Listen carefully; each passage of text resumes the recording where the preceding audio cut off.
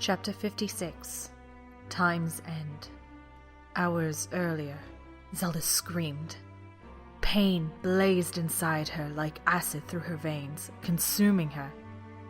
She fell to her knees, trying in vain to grasp the flow of magic. Despite her desire to show no weakness before Ganondorf, her resolve shook under the onslaught of agony. The most terrifying thing of all was knowing that this was just the beginning. By weakening her, Ganondorf could hope to break into her mind and thoughts. He'd discover everything, and it was not just for herself that she feared. Ganondorf towered over her, eyes bearing into her soul as he tried crushing the light burning within her. She wouldn't let him win, not after all these years.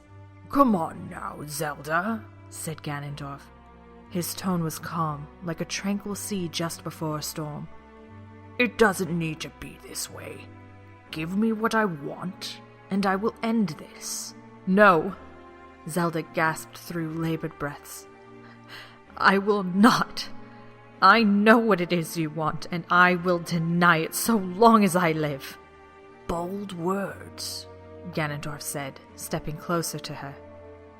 "But do you really know what it is that I want?" His voice was dangerous and rather quiet. He drew closer to her and taunted. "Do you?" Ganondorf's gauntlet-covered hand cupped beneath her chin as he inspected her.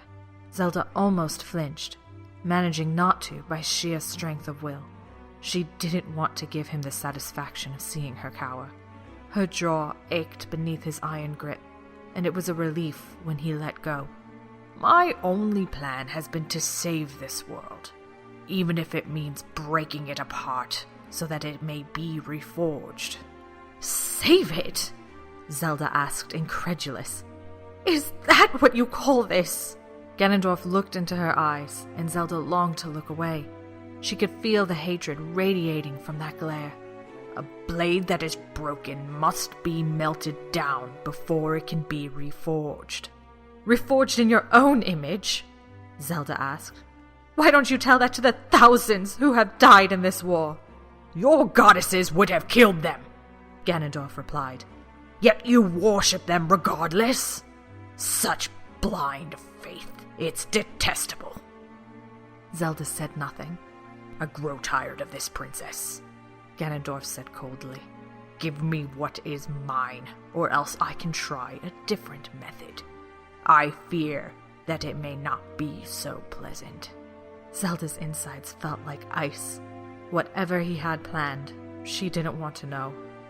Silently, she prayed that rescue would come soon, if it wasn't already on its way. Despite blindness, Impa would have stormed the tower itself if it were within her power. Zelda desperately wanted to hear her calm voice and listen again to the soothing lullaby that had once kept away the night's terrors. Zelda swallowed, knowing Impa couldn't help her now. She was alone, trapped inside her worst nightmare. She had spent years dreading this day, hoping it might never come. Fleeing, hiding, concealing herself behind a mask. For years she had avoided this day. However, there was always a constant, lingering fear that it would come. Now, it had. "I have to get out of here somehow," Zelda thought. Doing her best to not let her gaze linger away from Ganondorf, she tried taking in her surroundings. There was the fire crackling in a hearth behind Ganondorf, its warmth extending into the room. To her right stood a door that led onto the balcony, currently closed. Trying to jump off the ledge wasn't an option. She'd end up plummeting to her death. "So," Ganondorf continued, his voice again mockingly pleasant, "I will ask again. Give me the Triforce of Wisdom. It is mine by right, and I shall have it." "You are not its master," Zelda said coolly. "And nor are you," Ganondorf replied. "You are nothing but a child playing with a toy you do not understand. I need what you have. What good is power without wisdom, after all?" "If you lack wisdom, then the Gerudo made a poor choice in proclaiming you king," Zelda almost winced at the audacity of her words. For a moment, she didn't feel nearly so powerless. Ganondorf's jaw tightened. The fire within his eyes seemed to burn brighter. Watch your tongue, princess. It would be a pity if I had to remove it. Zelda remained silent. Ganondorf stepped back, inspecting her one final time. Nothing to say? He asked. After a pause, he added, Very well. You leave me no choice. Ganondorf opened the palm of his gauntlet, revealing a glowing gemstone beneath. The eldritch glow brightened, turning a fierce red. For a horrible instant, Zelda thought he was going to kill her. He placed a hand on her forehead, and white light flashed across Zelda's vision. She gasped as a sickening pain exploded inside her head. Zelda held back a scream, feeling as though dozens of knives were being slowly driven into her skull. She could feel him probing her mind, and immediately she threw up whatever mental defense she could. He seemed to realize she was hiding something and dug deeper. Still, she resisted, guarding that one precious secret with everything she could. Ganondorf threw his power against the wall Zelda formed, and she could feel him pounding against that mental shield. When he realized he couldn't break it, Zelda felt the man's anger surge. What are you hiding from me?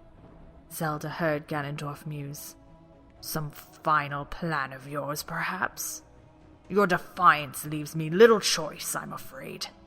True to his word, Ganondorf changed tactics, and despite her resolve not to buckle under Ganondorf's attacks, no matter what happened, Zelda found herself unprepared for what happened next. Images flashed across Zelda's vision. The first was a scene of bloodshed, a massacre inside a hall that she instantly recognized. The great hall of Hyrule Castle was littered with broken bodies of Hylian guards and nobles. Soot covered the now blackened tapestries, and blood stained the once pristine marble floors. Her father lay slumped beside his chair, lying in a pool of his own blood. No. She was forced to watch an iron knuckle step across the nightmarish scene. It lingered over his body, raising it high above its head. No. Please. Zelda realized what was about to happen. These were Ganondorf's memories. The axe came down across her poor father's neck, severing it. Then, the scene rippled and changed. They were in the hall again, except this time it was a scene of chaos. The bodies of nobles, some Zelda recognized, guards, entertainers, and residents of the palace littered the ground. A few lone souls still remained, either fighting or trying to flee. She watched the scene from Ganondorf's perspective, and it seemed as though it was her own blade struck down people she both knew and loved. Ewan was amongst them, crying and clutching at the body of Captain Dragain, terror in his eyes. Zelda watched helplessly as Ganondorf cut the prince down, his blade slicing the boy's throat. No! Zelda cried out. The image of Ewan's death burned into her mind. Tears of pain and grief rolled down her cheeks. Stop it, please! The scene abruptly changed again. This time she stood atop Castletown's walls, with Ganondorf standing beside her. He was staring at a row of heads mounted on spears. With a jolt of horror, she recognized some of them. Ewan, her father, her two attendants, and even Eugene. The gorge rose in her throat. Stop it! She screamed, almost pleading. Zelda had prepared for the worst. She had known she would be tortured if Ganondorf found her. However, this went well beyond what she'd imagined, surpassing what her nightmares had conjured. I can end this, Ganondorf said, his voice seeming to come from everywhere at once. Zelda stood inside the gates of southern Castletown, watching as the city burned. People were running, screaming, as hordes of monsters burst into the panic-stricken crowd. They fled in another direction, scattering, and Zelda watched as they died. All you have to do is give me the Triforce of Wisdom, and tell me what it is you hide. No, Zelda said weakly. I won't. Zelda tried channeling her thoughts. hoping she might somehow take control of the connection between their minds. Against a minor Sheikah mage, this might have worked. Against Ganondorf, unfortunately, it was a different matter. Trying to grasp hold of a memory was like attempting to seize a piece of driftwood while shipwrecked in a raging sea. The scene altered a third time. She was fleeing Castle Town upon a white horse, watching as her guards were cut down around her. She tried thinking of something else, anything to resist what Ganondorf was doing, but the pain was too great. The scene shifted, and she now was inside the Shadow Temple. Clawed limbs groped at her, trying to pull Zelda into a murky pool of water. The scene shifted to show a memory of a possessed Halvard, slicing a knife across Link's eye. His scream tore at Zelda's soul, and then the scene ended. Her father knelt beside a bed, clutching the hand of his beloved, Zelda's mother. Her eyes were closed, and her once beautiful face was now ragged and thin due to the sickness that had claimed her. She'd always taken great care keeping her blonde hair tidy, but in the end, it had become unkempt and matted. Grim-faced attendants surrounded the king, their heads bowed as they shared his grief. "No!" Zelda screamed in her mind. "Why are you showing me this? Get out of my head!" The scene went white, replaced with a similar memory. They were in the same room containing a splendid 4-poster bed, ornate tapestries, and a lavish carpet bearing the Hylian crest. The covers were removed, and the once white sheets were now stained crimson. Zelda couldn't see the bed's occupants through a ring of frantic attendants and exhausted midwives. Her father sat in one of the room's plush armchairs, staring despondently at the bed. One of the midwives was speaking to him, her expression pained. Whatever she said, Johansson didn't seem to hear. He looked every bit like a man who lost all will to live. An empty shell, a shadow of the king who once brought decades of strife to end. It hurt to see him like this. "Please." Somewhere through the pain blazing inside her head, Zelda found the will to speak, though her voice was a whimper. She hated how feeble she sounded. "Please, stop." "Give me what is mine!" Ganondorf bellowed. "No!" Zelda shouted back. He could feel him probing her mind again. Still, she managed to keep that small part of her mind guarded. Yet it was an effort she could not sustain, and desperate to keep Ganondorf from that knowledge, she did one of the only things she could think of. The memories changed again. She was in the Gerudo fortress, standing within the king's chamber on that dreadful night when the Gerudo had been pulled into the Sheikah's civil war. Oh no, this wasn't the memory she'd meant to grasp. It was a memory of the vision she'd witnessed in the Spirit Temple. Impa, garbed in a Sheikah assassin's attire, was standing in front of a much younger Ganondorf with a knife in her hands. The Gerudo king, Ganondorf's father, lay dead at her feet. "What?" Ganondorf whispered in her mind, his voice suddenly shocked. The connection broke, and Zelda felt her body slap the cold stone floor. She gasped, barely able to see through the haze of her pain. It took her a moment to realize Ganondorf had stopped torturing her. The fire in his eyes was gone, replaced with a look of utter shock. He'd grasped the chair behind him, his hand shaking. "Gods!" he barked, voice trembling. "Get her out of my sight!" Zelda heard one of the two moblins step up behind her. "Sir?" one of the beasts asked with a deep, rough voice. It sounded uncertain and confused. Little wonder, Zelda thought. Ganondorf suddenly seemed far more vulnerable than he had moments ago, the shock not quite faded from his eyes. "I said out!" Ganondorf roared, thrusting a finger towards the door. His voice shook with barely contained rage. "Get out!" The gods gripped Zelda beneath her arms. She winced at their pincer-like hold, trying to look up, but the world was still spinning. The pain hadn't receded completely, and she was almost sick. The gods hastened their step, eager to flee their master's presence. The last thing Zelda saw before the door slammed shut was Ganondorf slumped in his seat, a hand clasping to his head. The pain in her head throbbed anew. Before she knew it, Zelda was retching. She vomited at the feet of her guards. Then she felt darkness reaching to claim her, and she fell into its blissful embrace. Zelda woke to the blackness. She could feel the cold, coarse stone behind her and the manacles biting into her skin. Her heart pounded frantically in her chest, and sheer panic welled up inside her. For a horrible moment, Zelda thought she was blind, just as Impa had been blinded in the Shadow Temple. The confident, cold demeanor Zelda maintained under the guise of Impa's ward fled in an instant. Breathe, she thought frantically. Just breathe. You're not blind, it's just dark. She blinked, reassuring herself that she could still feel her eyes. There were manacles binding her hands, the shackles clasping her feet, chains clinking as she tried to move. She was in a cell. You're not blind. Close to hyperventilating, she spent a long moment steadying her breath and focused on assessing her injuries. Her body ached, her face still throbbing dully from the blow she'd received when she was captured, and a throbbing headache pounded through her skull. Zelda tried recollecting what had happened since her capture. Ganondorf's guards had made sure she was bound, probably terrified that she might use the Triforce of Wisdom to work her way out, or transform into the Sheikah, whose image she'd assumed. The latter was impossible.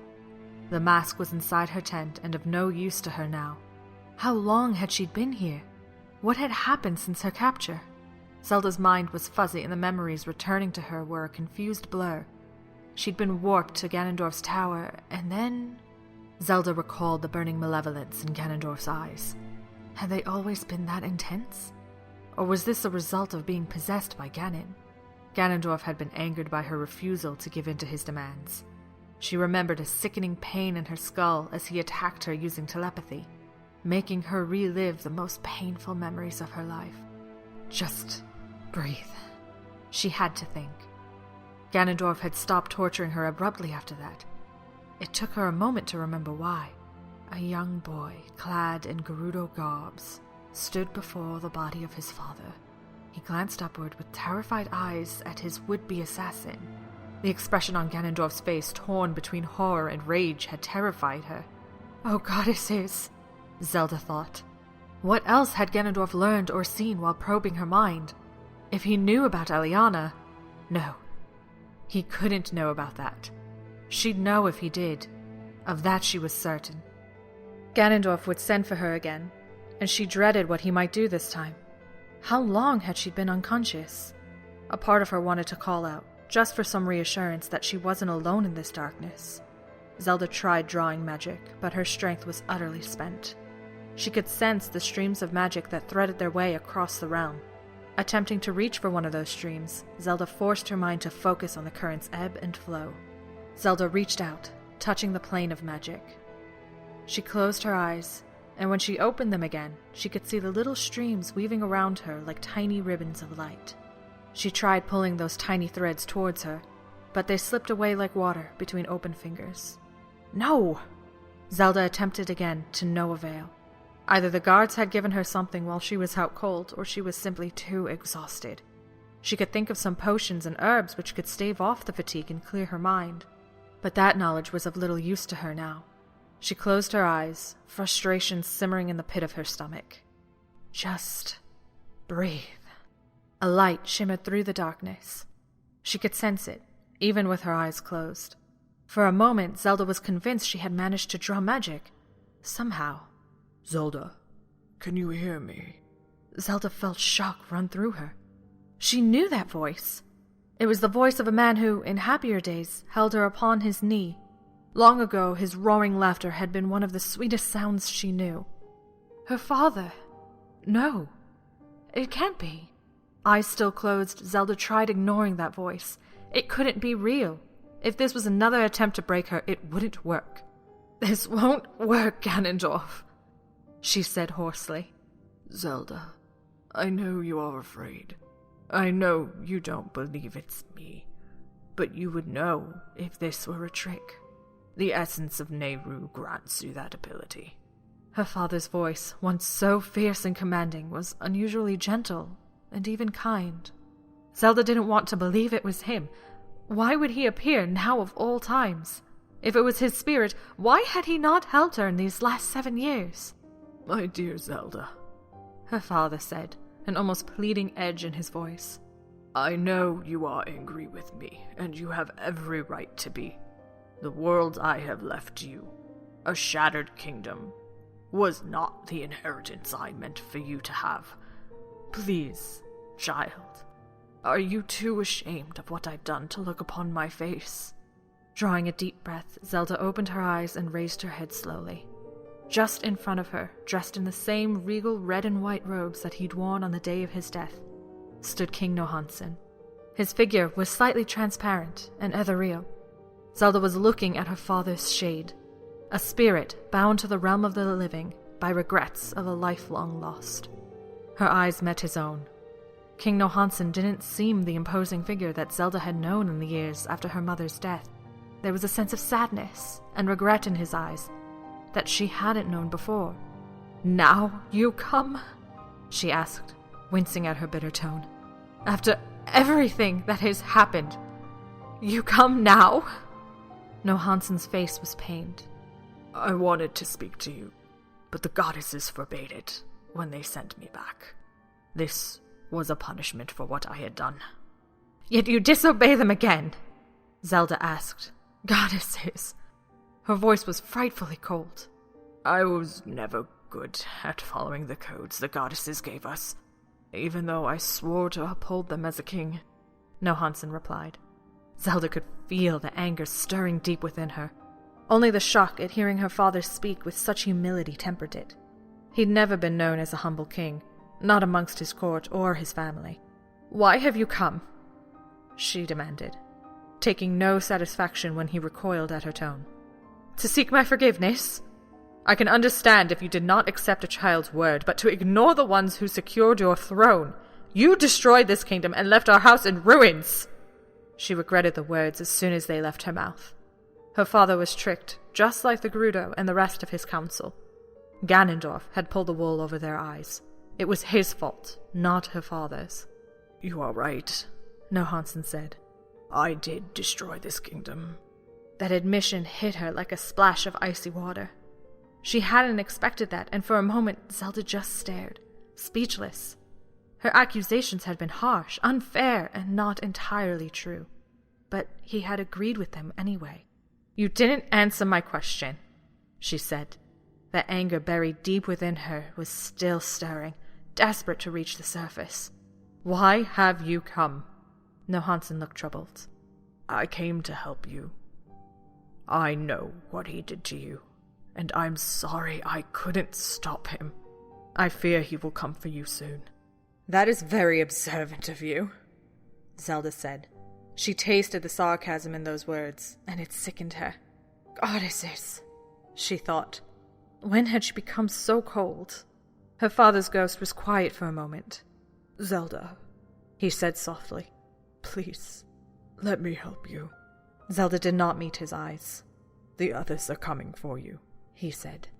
"I do not know how long it will be before they arrive. Whatever happens, no matter how hard things get, remember who you are. You are my daughter, and I am proud of you. I promise, whatever happens, I will be by your side." Zelda bit her lip, her eyes burning with unshed tears. She didn't look up, shame building inside of her. He was only trying to help her, and yet she had returned his kindness with cruel words. "You are the only good thing I have given this kingdom, Zelda," Nohansen said, his voice quiet and almost pained. "Please, I know I was not much of a father, and I was a terrible king, but can you forgive an old man his sin?" "You weren't a terrible king," Zelda whispered. She felt as though something was slowly crushing her windpipe. She swallowed a lump in her throat, struggling against her bonds. She raised her head. Zelda met her father's sorrowful gaze, struggling to hold back her own tears. "I'm sorry, Papa. I'm sorry, I was so unkind." For an instant, Nohansen seemed taken aback, but then his face softened. "It is I who must ask for forgiveness, Zelda, not you." Before either of them could say more, she heard something in the distance. Footsteps. Johansson jerked his head towards the corridor, which was faintly illuminated by his ghostly appearance. She could see torchlight flickering dimly upon the wall. Gods! They're coming, Johansson said hurriedly. I can't let them see me. Wait, there's something I have to tell you. Zelda tried to keep herself from shouting. She reached towards her father, only for the manacles to pull her back. Don't go! There is no time.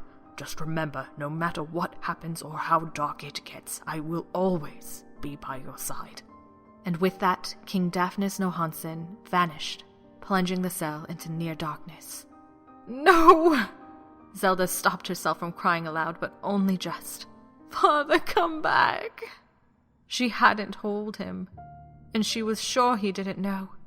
The flickering torchlight grew closer, and Zelda breathed deeply, trying to steel herself. The light grew brighter, dancing off the stone walls and sturdy iron bars of adjacent cells. She could hear voices now, the guards grumbling in soft tones. Don't see why the boss won't let us just eat her, one growled. From the sounds of that deep voice, it was a moblin. The Triforce of Wisdom granted Zelda the ability to understand other languages. She felt an odd sense of relief when she realized she could understand the moblin's tongue. That meant she was still able to use wisdom to some degree. The voices grew louder. Boss says she's too important. He has other plans for her, another moblin said. Pity. I haven't had a decent meal in days, the other guard whined. Quiet! Another voice barked. I grow tired of your belly aching. At least 3, then.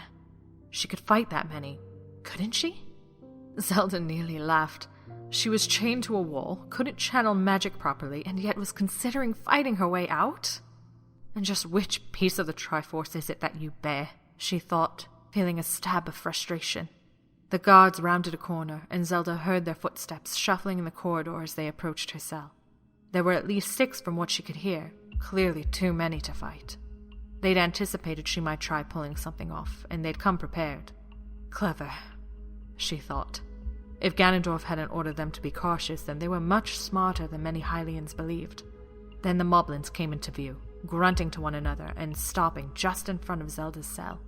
One moblin thrust a torch up to the bars, squinting at Zelda with its dark eyes. She's a pretty one, the moblin growled. Zelda shivered and bit her lip to stop herself from trembling. She couldn't let them see her fear. One of the taller guards, wearing a helm and plate, grunted and barked an order. Another guard strode forward, fumbling a key into the lock as his hands shook slightly. They're frightened of me, Zelda realized. The door swung open and the guard reached into his jerkin's pocket, fishing out another key to unlock Zelda's restraints. This moblin had a distinct, unwashed smell that nearly made her retch. As the last of her restraints clicked open, Zelda fell to the floor. She tried to keep on her feet, but her aching and strained limbs instantly gave in to the exhaustion, making her collapse ungracefully to the floor. Her frustration boiled. She wouldn't give these creatures the pleasure of seeing her so helpless. With what little strength she could muster, Zelda tried to stand. One of the guards grabbed her, hauling her to her feet. Resisting the urge to cry out, Zelda pulled against the guard's iron grip. The moblin only tightened its hold on her arm. He chuckled and retorted. Feisty, aren't you? Let's go! The moblin captain growled as Zelda was shoved in front of him. The moblin gestured down the corridor. Right this way, Your Majesty. The moblin's last word dripped with mockery, and the guards chuckled. Zelda fixed the captain a cold glare. 2 of the guards appeared ready to back away, and the captain immediately stopped laughing. Don't try anything funny, he growled, meeting her gaze with an equally hard glare. I'd hate to ruin the boss's prize, and after what you did last time, I dare say he won't be too impressed if you anger him again. One of the guards prodded her with the butt of its spear. She moved forward, not daring to slow. Doesn't say much, does she? One of the smaller moblins said. I thought princesses were supposed to speak more. You know, scream a bit and stuff. I don't know about this one, said the guard who had unlocked her cell. She looks about ready to kill a lot of us. Zelda was almost tempted to look the guard in the eyes just to reinforce the idea. Knowing that wouldn't help her, she didn't. She had to brace herself, especially after what had happened last time. A part of her wondered if she could somehow reach that young boy she saw in that vision. The part that Nabooru and Impa had spoken of. The same part he'd lost when Ganon and the twin Rover sisters had used him. Some of the oldest legends of the Triforce said that the three who bore the power of the goddesses were meant to be heroes, who would rise up and defend the realm in its hour of need. Perhaps if it hadn't been for that fateful night, Ganondorf may never have succumbed to the evil that consumed him. The future the Sheikah saw was only one of many possibilities, and perhaps somebody within the Sheikah's ranks had intended that Ganondorf would become the Demon King. Had Impa been tricked? It was a disturbing thought. Zelda wondered if she could still reach Ganondorf. His reaction meant that he was still there. That boy was inside that twisted mess of a man. How to reach him, though? Nabooru would have scoffed at the idea. No, she thought. It's impossible. Ganon will see right through the act. They climbed the staircases, entering into a well-lit corridor with torches sputtering in their sconces. Here, several boblins loitered and snapped to attention with quick salutes as the moblins passed.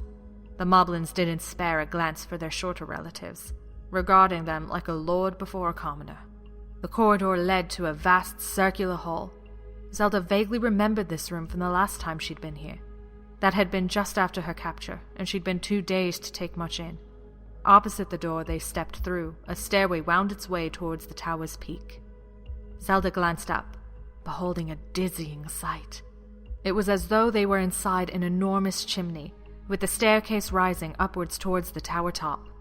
Are we climbing that? She thought incredulously. It would take her an hour to get to the top, if not longer. How had they gotten up there last time? A disturbance distracted Zelda. She watched as the two iron doors that led out of the tower rumbled open. The doors themselves were enormous, perhaps wide enough to allow 4 or 5 Gorons to enter abreast. An iron knuckle entered, its armor clanking noisily. 2 brutish moblins walked just beside it. Zelda stared at the sharp edges of the iron knuckle's axe, certain it was stained with the crimson blood of those she'd known and loved. It might not have been the same iron knuckle, but the memories she'd seen were still raw and fresh in her mind. "How goes the battle?" the captain of Zelda's guard asked. Battle? She thought. Had the attack already proceeded without her? Zelda felt a flicker of hope. Rescue was coming. That was enough to distract her, and Zelda looked away from the iron knuckles weapon. "They've been pounding their fists against the walls for hours," one of the 2 moblins called. "The boss wants us to hurry up with his plan. If they get in before we're done." "They won't get in," the captain growled, turning his head to fix Zelda a baleful stare. "Move!" They didn't head for the staircase as Zelda expected, but rather towards a small dais on one side of the room. Making sure the party was on the platform, the moblin captain pulled the lever beside the dais. When he did, the world spun, and Zelda's sensation lurched. A portal? She thought, her stomach lurching as they were swept into another part of the tower. When the world stopped spinning, Zelda saw they were in another corridor with rooms branching off to the sides. The passage was empty, save for several guards who nodded to their comrades as they stepped away from the portal. "You didn't get lost this time?" one of them called, laughing quietly. Zelda's guards made no response. They exited the corridor and found themselves standing on the staircase that wound its way up the tower. They stepped by the railing for a moment, and when Zelda peered over, her head swam with vertigo. She could barely see the iron knuckle far below. One of the guards cursed, pulling her away from the railing as though afraid she might haul herself over it. This process of navigating portals and corridors repeated as the moblin steered her into another room and over to a second portal. The process repeated again, and Zelda tried memorizing the way they came, partly to keep her mind occupied, but also because it might help her escape. Slim chance of that, she mused. All of the corridors looked similar, lined with long black arches engraved with archaic runes. 4 portals later, and Zelda was almost at the top of the tower. When they exited the side chamber and came out into the tower's central chamber, Zelda's guards led her to a set of gilded double doors. It was intricately carved, with a horrific image of a boar-like creature with enormous tusks. Zelda had seen that beast before in a vision. She didn't realize she'd stopped until the guards prodded her forward, not caring to be gentle.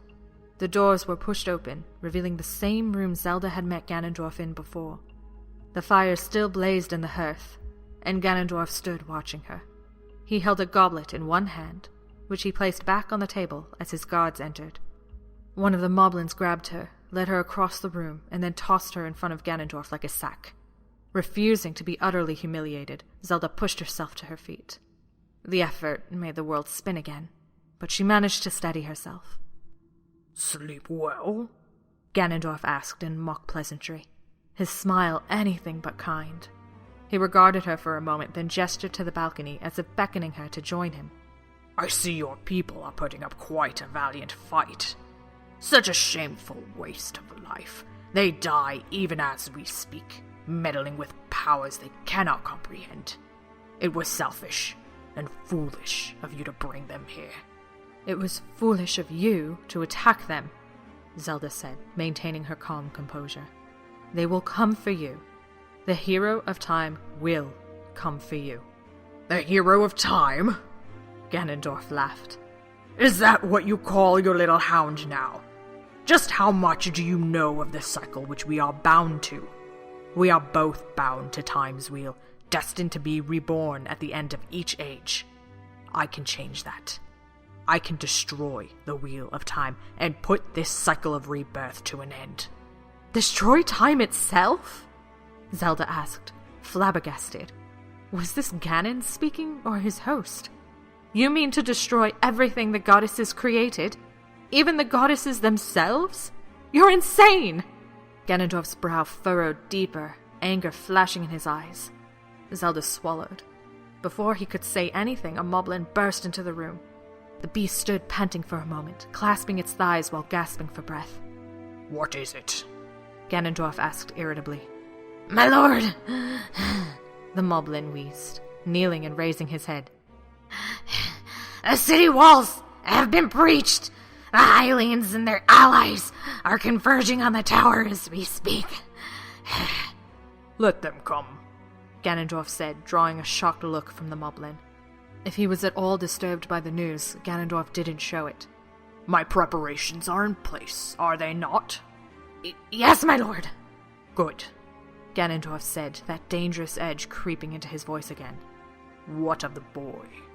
"Still alive, my lord," the moblin replied. "He is with the Hylians." "Make sure that his progress here is not impeded," Ganondorf said. "Since he has eluded capture this far, I will let him come to me. The climb will no doubt exhaust him. Now go and join your kin. Once I have the other Triforce shards, I will finally have my way with this damned kingdom." The moblin turned and fled the room. The two guards positioned outside slammed the doors shut, sealing Zelda's fate. She suppressed a shiver as Ganondorf turned to her. She would not appear weak, not as long as she could help it. "Getting the Triforce of Courage will not be so difficult," Ganondorf said, turning towards the balcony. "I might not even have to kill the boy's fairy to get it, despite the pleasure that would give me."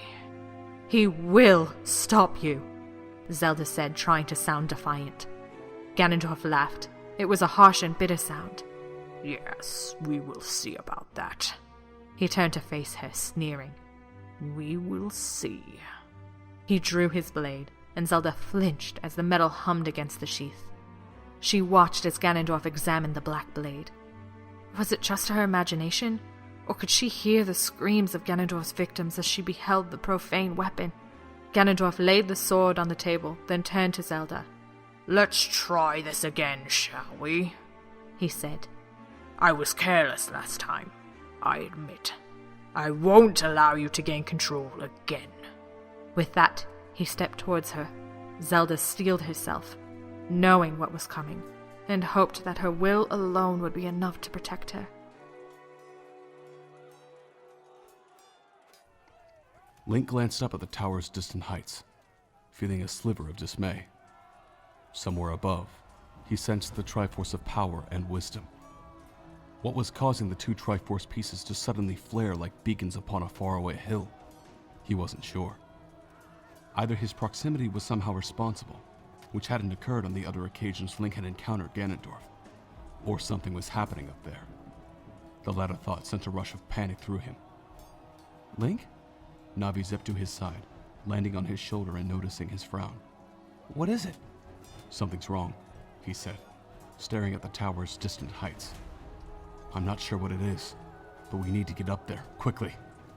He didn't notice Toru or the Gerudo walk up behind him, the two Mithrin sorcerers who'd been accompanying Toru, joining them as well, their uniforms caked with dirt and blood. Beyond them, near the entrance, an iron knuckle lay slumped against the door. I can sense it too, said one of the sorcerers. Link was sure he heard Toru call her Tinette. Perhaps it would be prudent to summon our riders and have them fly to the tower's top. Shinju shook her head. I already told you. We've only secured the first few floors. Can you get us to the top using the portals? Toru asked. Yes, Shinju replied, but it won't be quick. Well, Navi said, lowering her gaze to the woman. It'll be faster than walking up. Link very much doubted he'd be in any fit condition to fight, with or without the Triforce of Courage, if he had to run all the way up the winding staircase. If only Navi could have flown a portal stone to the top. Ordinarily, she could have done just that, but a single fairy flying up to the tower's peak would not go unnoticed. Shinju guided them to a black stone dais with a lever on one side. Link climbed onto it, a small retinue of Gerudo, Hylian, and Mithrin soldiers gathering around him. The world spun, and a heartbeat later, they found themselves inside a darkened passage. Only the flickering torches they brought with them gave off any light, flickering against the doors that led to an empty barracks and an armory. Bodies littered the corridor, and they stepped quickly over the dead, hurrying to the door situated at the far end of the passage. They pushed the doors open and stood at the edge of the spiral staircase. To Link's dismay, the portal had only taken them up several stories. He could sense the other two Triforce pieces, and just briefly, he felt a stab of fear and pain that wasn't his own. No, I won't. Link heard Zelda's anguished plea, and then the contact was gone. He tripped on a Volden's body, and Shinju grabbed him by the arm, steadying him. I'm fine, Link said. He glanced back up at the tower's heights far above. For a heartbeat, he had somehow touched Zelda's consciousness. At that moment, he'd sensed her pain, and known deep down that something was horribly wrong. Zelda, he whispered, his fear rising. Just what was Ganondorf doing to her? Zelda? He tried reaching out to her with his mind, but telepathy wasn't something he was accustomed to using. Zelda, if you can hear me, I'm coming! Could she even hear him? He felt no response. What's the holdup? Toru asked him as their entourage caught up. They could still hear fighting coming from above. It appeared that the Gerudo had advanced beyond this point, aided by their numerous allies. It's Zelda, Link said quietly, breaking away from his thoughts. She's in pain. Navi looked at him concerned. What do you mean? I don't know what he's doing to her, Link said quietly, his voice shaking. But it's hurting her. Toru swore. Damn it! If he kills her, I know. Link swallowed and shared a glance with Navi, noticing the fear in her eyes. I don't think we have much time. Then get a move on, Toru said firmly. I'm not climbing this bloody tower just to find out we've already lost. You there! He gestured at a frowning Shinju. Take the lead, hurry! Without a word of complaint, Shinju complied. Her women formed rank around her, spears at the ready. They ran up the staircase and took the next doorway, the adjoining corridor revealing yet another barracks, the smell of it nearly sending everyone running the other way. Link followed her, gasping from the speed of the climb. They passed Gerudo as they traded blows with Moblins and Boblins, and in a small side chamber, a stone dais revealed the next portal. It brought them up a few more stories, but when Link saw how much further he had left to climb, he felt dread and dismay uncoil in his gut, refusing to be ignored. As they climbed higher, Link found more Moblins defending the passages, and, just as Shinju warned, there were traps and beamos everywhere. You know, a Gerudo offered when Link dispatched Abimos, leaving its remains scattered across the floor. I'm finding it hard to believe someone killed one of these things with nothing but a pot lid. Shinju helped Link navigate a path around the worst of the traps. Even then, one poor Gerudo stepped onto a raised tile, a glyph etched into its surface. When she did, sharp stakes rose out of small pits in the floor, skewering their hapless victims. Further on, a seemingly innocuous obelisk belched fire down the corridor. Link cursed, ducking back around the corridor they had come from, the others following suit. One man who had rushed ahead of Link was not so lucky. The flames slammed into him, and he screamed, the fire melting the flesh from his bones. Link chanced another look, and spotted the red gemstone sitting inside an alcove at the center of the obelisk, and was then forced to avoid another blast of fire. Thinking quickly, Shinju ducked behind her mirror shield and charged up the corridor, allowing the flames to harmlessly bounce off the enchanted shield and crash into the obelisk, obliterating it. Toru reached the blackened remains of the fallen Hylian and cursed loudly when he saw there was nothing that could be done. We keep moving, he said resolutely, staring towards the black doors at the corridor's end. Link, anything? Link shook his head. The presence of the other Triforce pieces was stronger now. But as for Zelda, he hadn't felt anything more from her. Did that mean she was... No, Link thought, banishing the idea before considering it any further. They ran back into the central chamber, where they could finally see the landing at the top. Below them, several Boblins gave a shout and charged up the stairs. Link ignored them, and instead followed Shinju as they continued their long climb. The group entered another passage and found what Link hoped was the final portal. He had almost reached it when Stalfos began swarming into the corridor from several side passages. Link's small retinue was pushed into the center, cut off from their target. Move! Toru shouted as more Stalfos streamed into the passage. Link hacked away at the Stalfos, fending off skeleton after skeleton. Behind him, men screamed, and the two sorcerers sent blast after blast of fire into the Stalfos' ranks. Charred bone crumbled to the floor. One of the two mages screamed as an arrow pierced her shoulder. In the blink of an eye, the Stalfos descended on her like hounds, seizing their wounded prey. "Tanet!" The woman's companion screamed. She was distracted for just a heartbeat, and that was all it took for the Stalfos to advance on her. "No!" Link bellowed, trying to cut his way towards the sorceress. He was too far away. The foes between him and the woman's attackers too numerous. Tanet's dying screams cut through him as the Stalfos struck her, their cruel weapons tearing into her flesh. Toru swore again and roared for Link to keep moving. The few Hylians and Gerudos still standing ran for the portal, and a few remaining brave souls held off the oncoming undead horde. Before Link could consider aiding them, Toru pulled him into the portal and yanked the lever as hard as he could. The world disintegrated, and soon they were in another passage. For a moment, Link stood there shaking, unable to believe they had simply left so many of their allies to die. Before he could think much more, a sharp pain sliced through his head, and he gasped, falling to his knees. "No, not her. Please, not her. Please don't!" Zelda's consciousness briefly touched his own, and Link could hear the terrible agony of her plea. "Zelda!" he thought back, desperately trying to reach her. "Zelda, hang on!" In his mind, Zelda screamed, the sound piercing him like a knife blade.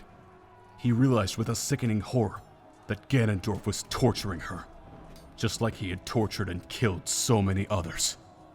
He felt a firm hand grasp his shoulder, and he glanced upward to see Toru peering at him gravely. "I'd let you rest if I could, son," he said.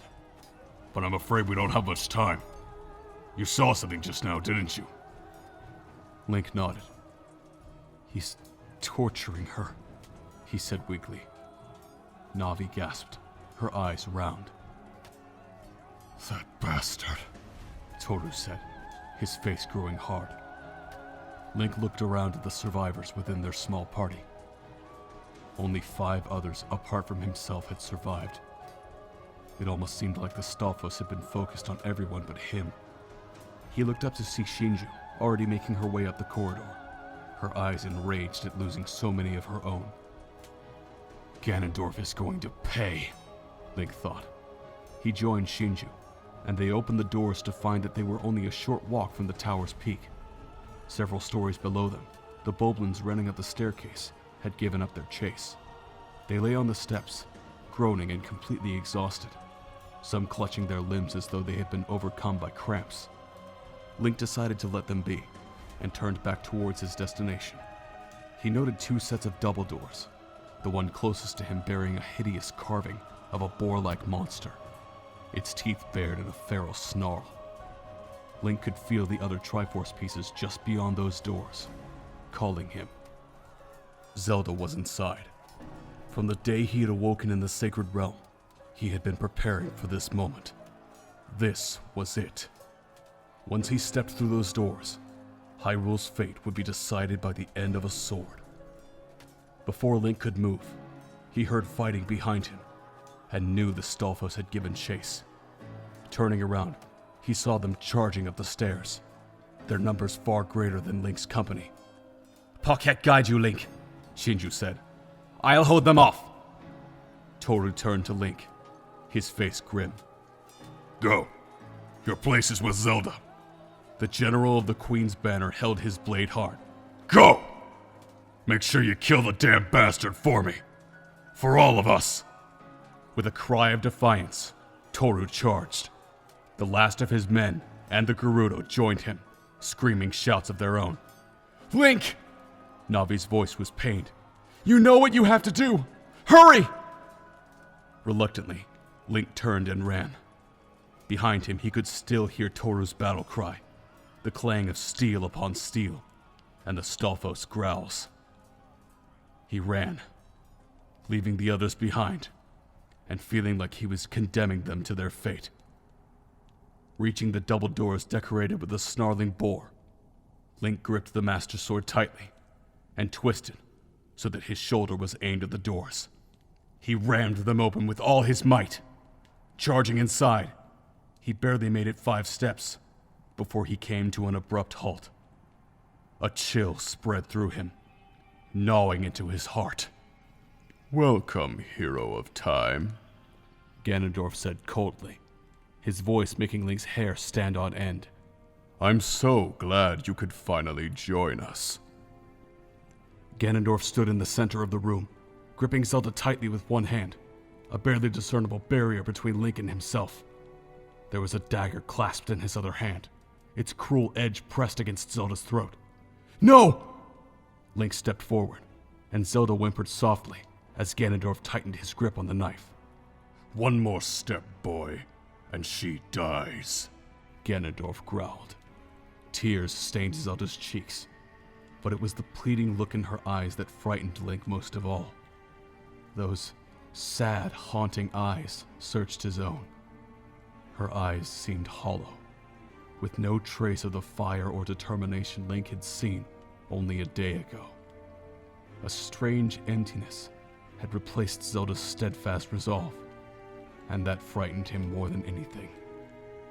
Link found himself staring at the gauntlet on Ganondorf's left hand. The Triforce shone upon its surface, power and wisdom burning brighter than the rest. Wait. Wisdom? Link's heart sank, and the enormity of what he was seeing struck him like a blade through the heart. "No!" Ganondorf had acquired the Triforce of Wisdom. Link's mind screamed in denial. Zelda had given it to him.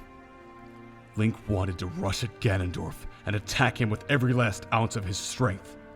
Only the risk of Zelda's safety and the barrier stopped him. What did you do to her? Link growled, finding his voice at last.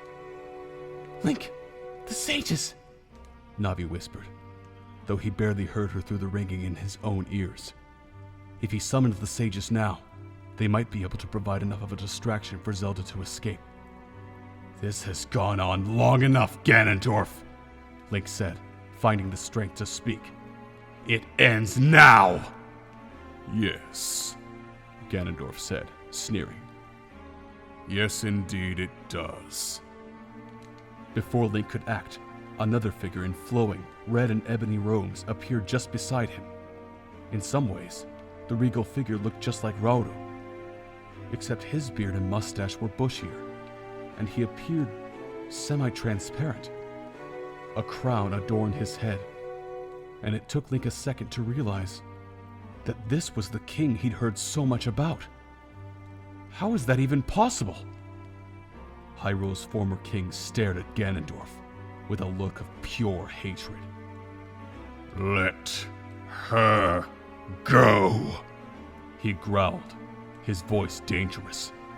Ganondorf's eyes widened. You, He said, his voice hushed. I killed you. Not well enough, Nohansen said. You have taken everything else from me. Let my daughter go! Seizing upon the distraction, Link withdrew the stone from his pocket. Courage blazed in his gauntlet, and the stone grew warm, disintegrating in his hand as he summoned the sages. With bright flashes of light, the six materialized around him. Saria, Rauru, Nabooru, Ruto, Darunia, and Impa. They didn't take long to shake off their disorientation, and all of them stared wide-eyed when they saw Zelda within Ganondorf's grasp. The oddest reaction was Rauru, when he saw Nohansen's ghost. There was an odd flicker of recognition in his eyes, and his face went pale. Darunia growled, raising the hammer in his hands. The fury in those eyes alone would have been enough to send most men running. Nabooru recovered first, withdrawing her scimitars and casting a knowing glance at Darunia. They nodded, glanced at Impa, and saw her motion towards the barrier, her staff ready. You have failed, all of you, Ganondorf said. Let this be an example of what happens to those who defy the Ancients' powers! Link felt his heart stop. He screamed. No! Several things happened at once. An odd glow shimmered around four of the sages, Impa included, and she aimed her staff at the barrier. Lightning crackled from it, striking the barrier and dispelling it in an instant. On cue, Nabooru dashed to the side, looking as though she intended to attack Ganondorf's flank. Darunia took the other side. Link charged, his eyes going wide as he saw what was about to happen. Ganondorf's cruel blade slid across Zelda's throat, blood spilling onto its cold surface and dripping onto Zelda's blouse. The look of shock and pain on Zelda's face was brief. There was a horrid, desperate noise that sounded like she was trying to draw breath. Zelda reached a hand to her throat, as though hoping to stem the flow of blood that gushed from the wound. Then, her arms slackened, dropping to her side, the last of her strength ebbing away. Link saw her eyes glaze over. And in that terrible instant, he knew she was gone. Zelda's body slid to the floor, lifeless.